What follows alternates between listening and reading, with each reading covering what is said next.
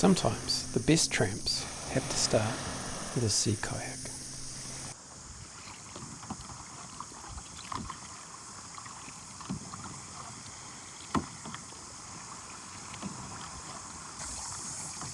I get some helpful instructions and observations from the front seat of the kayak. One to your island. We're going at quite a pace, thanks Peter. We're going in circles, Peter. We had been making good progress, but we seem to be becalmed.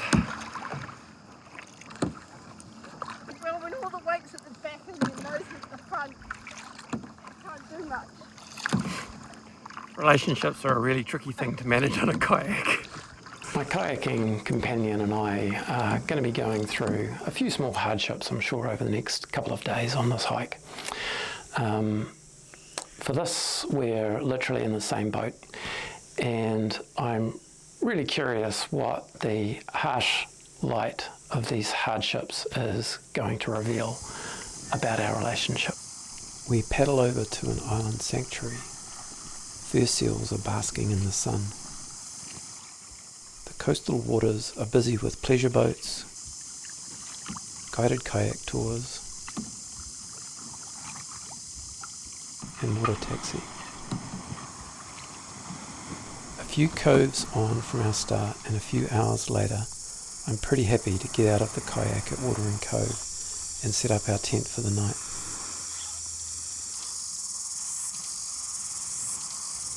The camp has a resident weka who does a thorough inspection of our gear.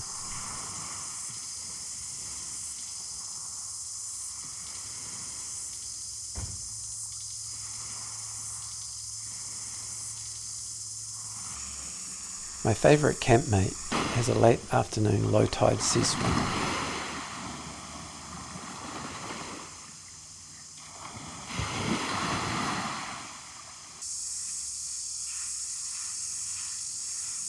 In the evening, we explore our secluded campsite cove and prepare dinner.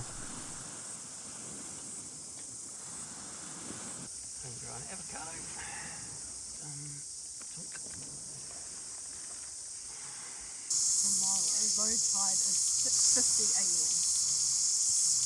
6:50 a.m. Our resident weka listens in on tomorrow's tide report. It's a beautiful evening. I spend my first night in years in a tent. I've got an inflatable mattress, which is a pretty solid downgrade on my regular bed, but it's been a long day on the kayak, and I'm pretty sure it's going to do the job. How's that breakfast in bed, Peter? What's it called? Birch's muesli. Yeah. Good. It's an excellent source of protein and very fill you up. Very fill you up. It's an early start and my English isn't quite working. Plus, nature hasn't yet done its magic on my brain.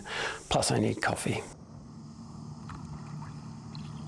Back on the water. I'm mindful of the burning sun, so I cover up.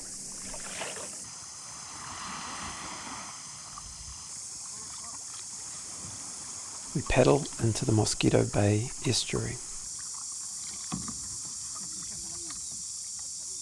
We've been kayaking for a few hours at this point, and my shoulders and my back are really aching. It's pretty clear that I'm kayaking unfit. That's that for the kayak. It was a bit of a slog that last. That's the headwind. Nothing beats tramping. Back on foot with a pack on my back, I'm finally tramping.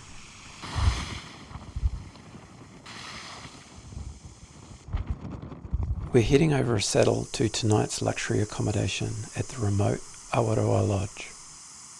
Carrying everything that you need for days at a time in a pack on your back over long tramps really forces you to strip your life back to the basics.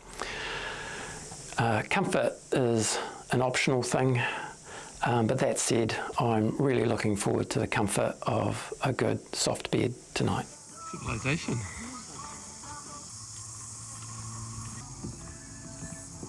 Bags dropped, we're off to the beach for our swim.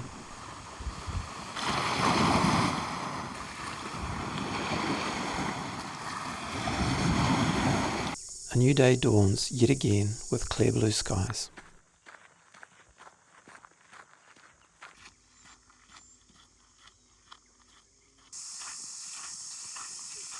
We cross the Awaroa Inlet.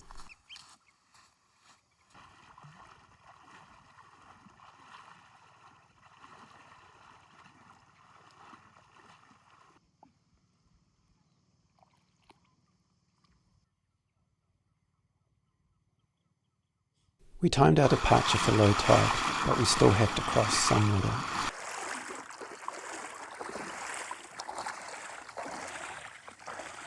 These guys all have drier feet than us. I think it's probably going to cost me too, because I don't think I've got sand in my feet, but trying to get sand off your feet. Right. Wool socks and wet boots aren't so bad.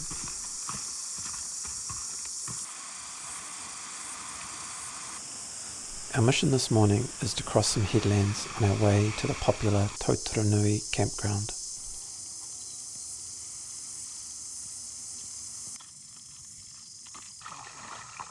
We cross the estuary and refuel. Good spot, Tōtaranui Beach. We just walked 2.5 hours to get here. Halfway through our walk today. A couple of little, what do you call them, heads that we had to climb over. Yeah. And a couple of estuaries we had to walk across. We follow the coastline, going over headlands, between beautiful cove, after sparkling bay.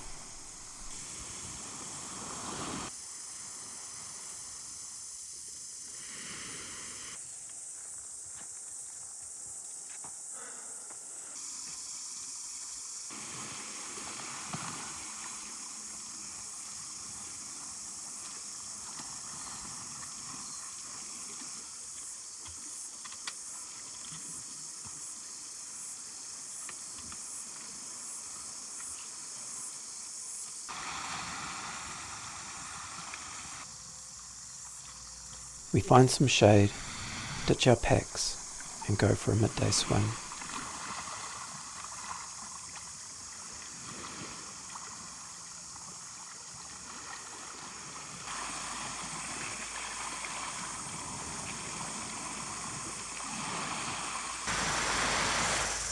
Found some shade, got a book coming.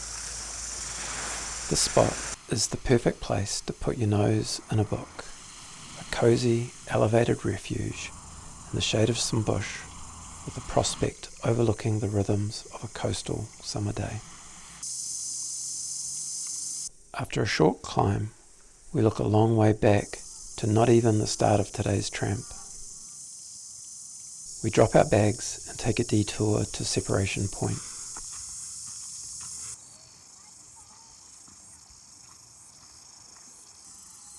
Seals frolic in the sea.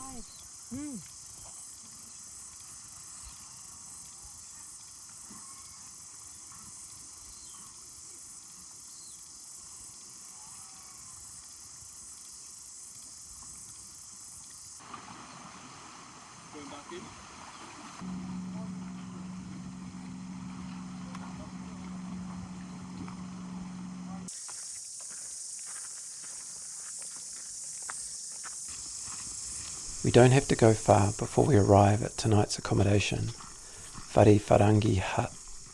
Whariwharangi Hut is a 130-year-old farmhouse that's been converted into a dock hut. The land around here used to be used for some pretty marginal sheep farming. That has since been abandoned, and now this area is regenerating back into native forest. We unpack in one of the bunk rooms in this busy hut. Then we head down to the beach for a swim and more reading with Weckers. Our last day has us climbing up quite a challenging hill. It's quite a steep section. We were rewarded with stunning views over the Wainui Inlet at low tide. I really enjoy these long days walking on the track. My tramping companion and I strike up the occasional conversation on all sorts of topics, shallow and deep. I feel closer and more connected to her after all this time together. And all those busy thoughts that I've had racing through my mind about work and projects and ideas, they just sort of shift into the background and quietly resolve themselves.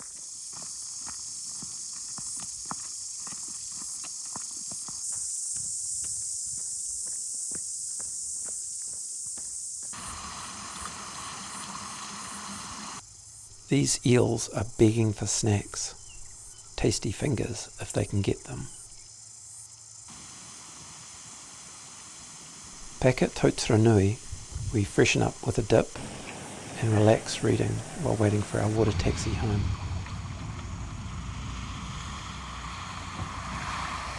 The last few days of this hike have been pretty hard work, but well worth it. The memory of the effort is already fading, even as the highlights of the trip remain fresh in my mind. I really want to make a video about it so that I can keep it that way. Tractors complete our kayak plus tramp plus water taxi journey.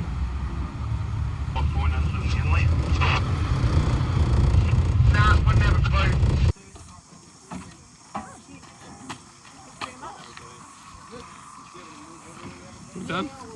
All done. Mission accomplished. And we're done.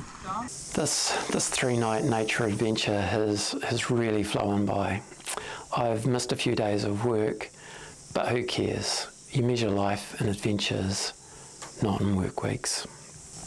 After a few days in nature, my mind feels calmer and my ruminations have been replaced with ideas that I'm now excited to work on.